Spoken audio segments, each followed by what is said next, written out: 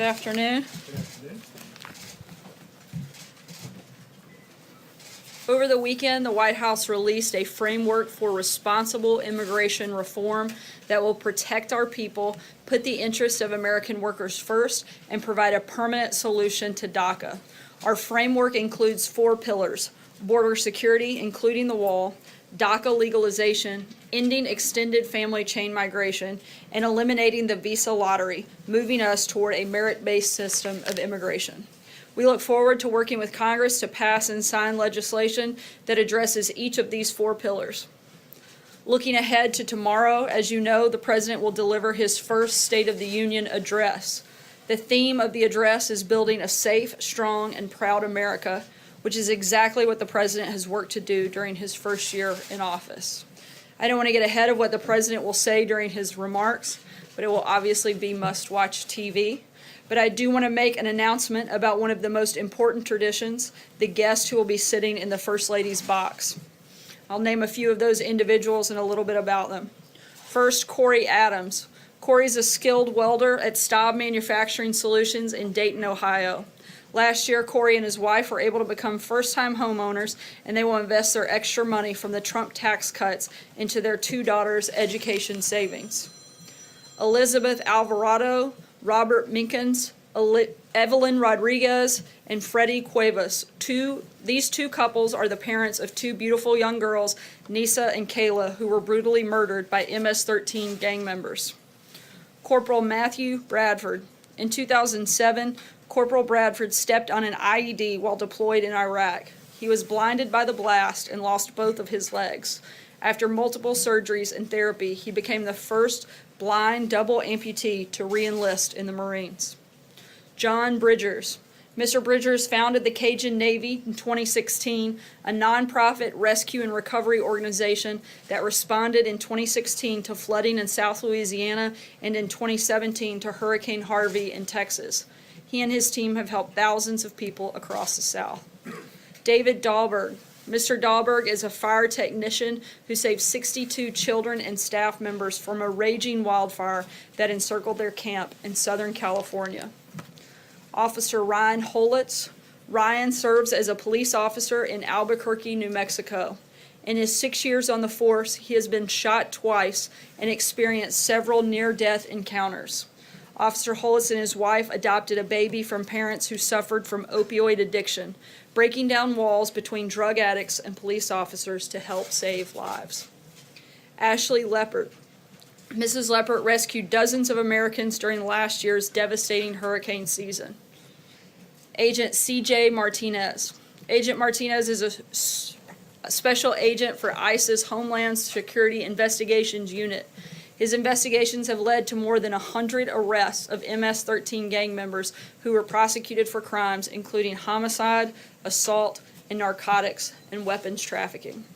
Staff Sergeant Justin Peck.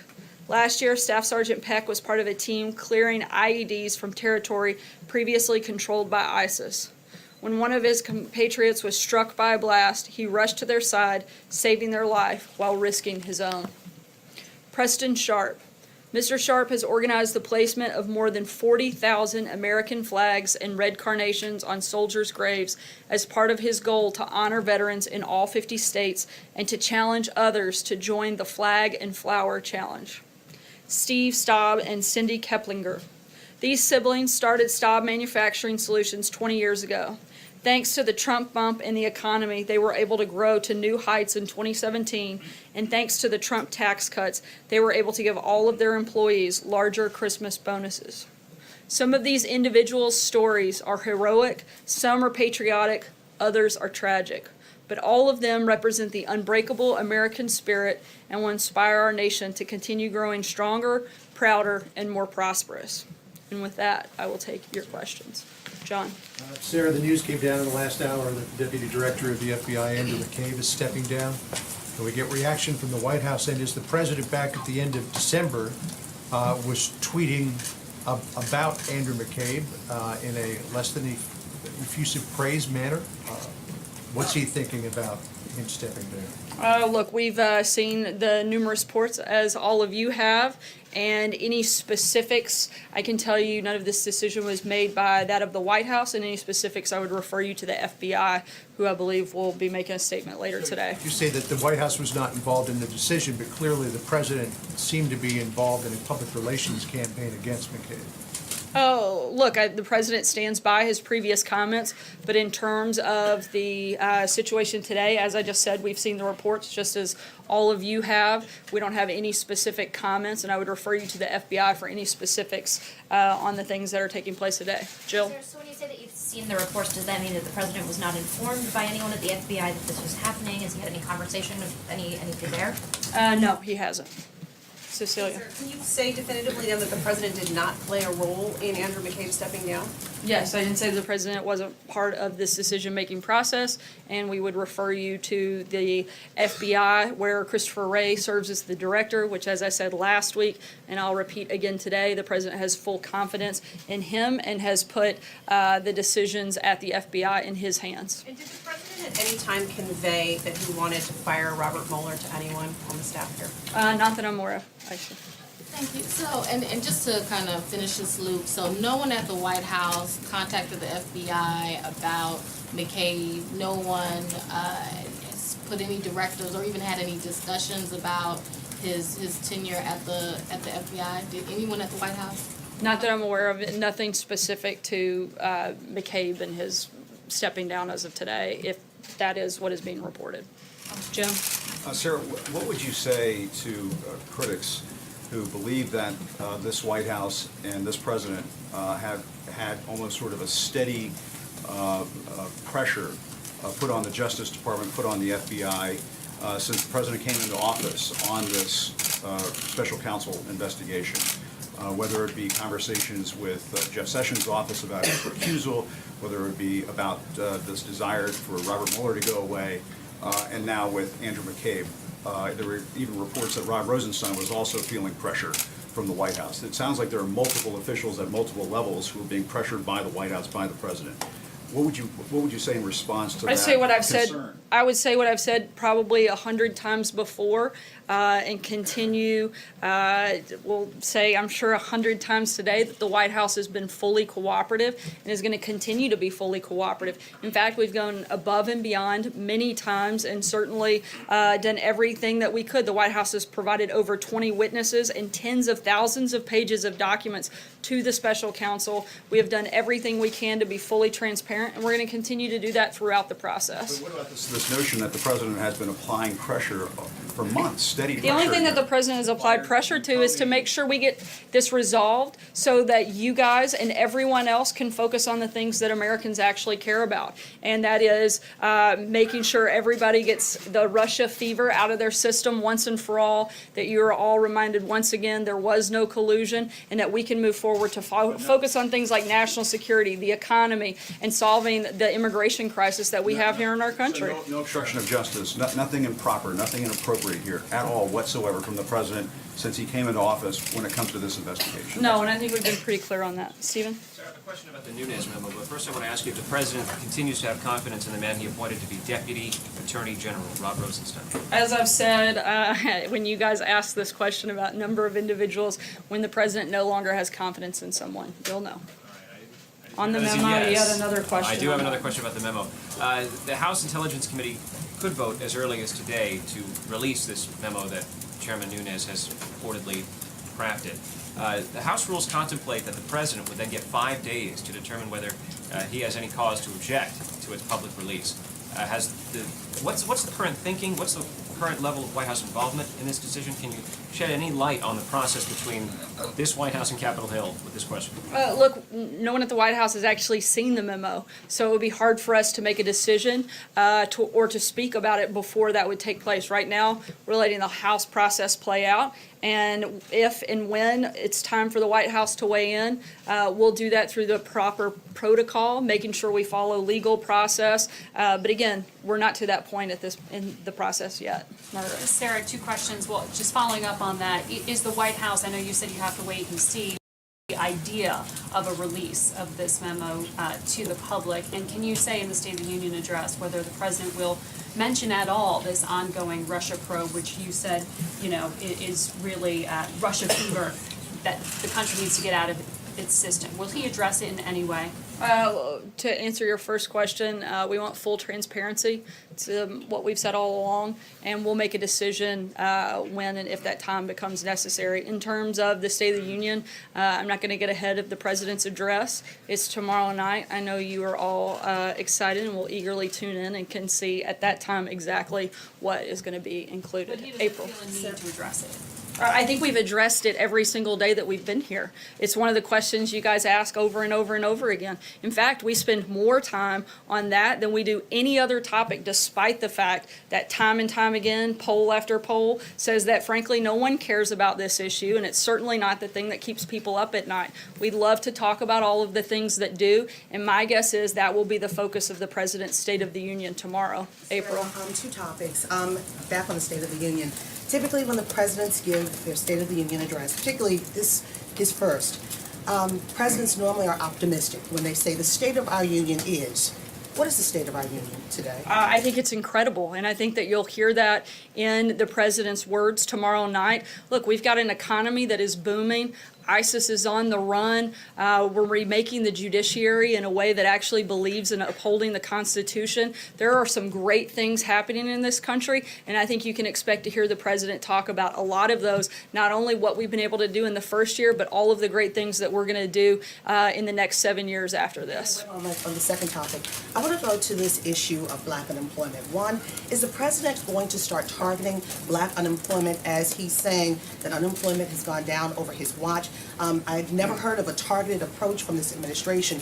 And is this administration aware that the black unemployment rate from December, 6.8%, the white unemployment rate is 3.7%, the Asian unemployment rate is 2.5%, and the Hispanic unemployment rate is 4.9%. The black unemployment rate continues to be higher, and it's actually 2 times that, more than 2 times that, of the white unemployment rate. So is that something that this administration is touting, or they're trying to fix, make an active effort to fix in 2018? Look, I think you can see from the steps that we've already taken that we're trying to fix unemployment for all Americans. That's the point that the president has made time and time again, is that he wants it to be better for everybody. And we've made significant progress in that, both through the number of regulations that have been cut to make this a more job-friendly market, a more job-friendly environment, and certainly adding to that the tax cuts and tax reform legislation that the president led on has been historic in what has happened and in the way that it has helped our economy and certainly helped create jobs across the country. Why did he take issue with Jay-Z then,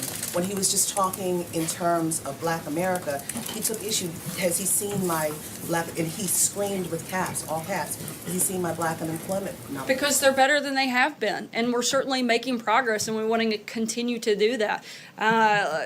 Look, we want every day to be better than the day before. And again, certainly for black Americans, for Hispanic Americans, across the board, this is a president who wants life to be better for all Americans, and he's going to keep fighting and pushing for that. And I think you'll hear him talk about that again tomorrow night. John? Thank you, Sarah. The former Attorney General of the United States, Eric Holder, described Andrew McCabe as a dedicated public servant who has served this country well. Would you describe him in that same manner?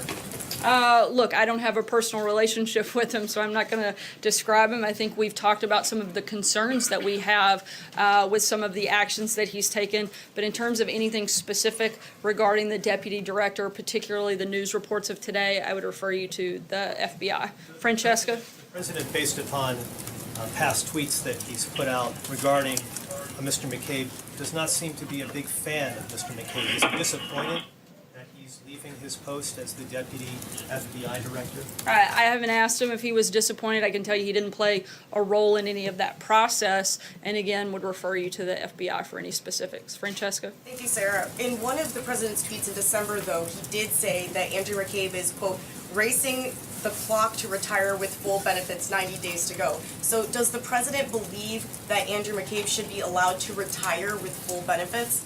Again, I would refer you to the FBI for any specifics around the news of today of his stepping down. I have a question about the State of the Union. You mentioned who was going to be in the First Lady's box at the State of the Union. You talked about a lot of the different guests, but I didn't hear anything about the President's family. Can you say which of the President's family members will be there? And can you also potentially preview for some of the travel that the President might take? Usually the President takes travel to push his agenda afterwards. In terms of family, all of the President's children, along with the First Lady, will be at the State of the Union with the exclusion of Barron. I don't believe he will be attending as of right now. And in terms of travel, we will keep you posted on any scheduling announcements that we have over the week. Margaret? Thanks, Sarah.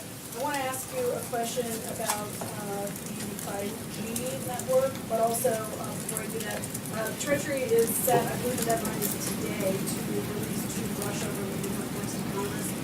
Can you tell us whether that's actually going to happen today, and whether the names on the oligarchs list will be public, and on the impact on sanctioning? Will portions of that be public also? We do expect the reports today, and I would refer you to the Department of Treasury for any specifics on that as that happens. So if that's something you guys can coordinate, that'd be really helpful. On 5G. We're coordinating, and I'm telling you that they're taking the lead, and for questions specific to it, you should reach out to the email them Department again. of Treasury in terms of timing. I'll let them know that you said, they can tell us. On 5G, I know there's a lot of speculation about what might happen and whether there is a security case to make for one secure network, but some experts, including the Republican FCC chair, I guess, are a little concerned about the idea of one nationalized network. Can you bring us up to speed on whether that idea is dead or very much still alive, where that stands? Look, as we outlined in our national security strategy, I believe it was actually on page 19, a few people will be proud of me for memorizing that. We discussed the need for a secure network. Right now, we're in the very earliest stages of the conversation. There are absolutely no decisions made on what that would look like, what role anyone would play in it, simply the need for a secure network. And that is the only part of this conversation that we're up to right now. Just one network or multiple possible? Look, there are a lot of things on the table. Again, these are the very earliest stages of the discussion period, and there's been absolutely no decision made other than the fact, the need for a secure network. Dave? Thanks, Sarah. Tomorrow night, will the president talk about an urban revitalization plan? As I said before, I'm not going to get into the details beyond what was already discussed last week on the State of the Union, but I do think it's something worth tuning into for all to see. I'll take one last question. Hunter? Thank you, Sarah. So the president has repeatedly touted black unemployment when faced with allegations of racism. Given those numbers, the low black unemployment, why do you think so many in the African American community are still so uncomfortable with the president? That's a question you would have to ask them, but we hope and pray and expect to spend every day working to build a greater relationship within that community. And as I said before, with all Americans, this is a president who wants to lead for everybody. He's not looking to lead for any one person, any one group, but he wants to be the president of the United States. And I think that if you look at the policies that he has enacted over the first year, you can see that he's doing exactly that. He's building an economy that helps every American. He's cutting regulations that help every American. He's helping put ISIS on the run, which helps on the safety and security of all Americans. He's helping secure the border. He's helping to put an end to loopholes in our failed immigration system. All of those things benefit all Americans. That's what this president is focused on, and that's what we've done in our first year, and that's what we look forward to doing in the next 7 years. Thanks, guys.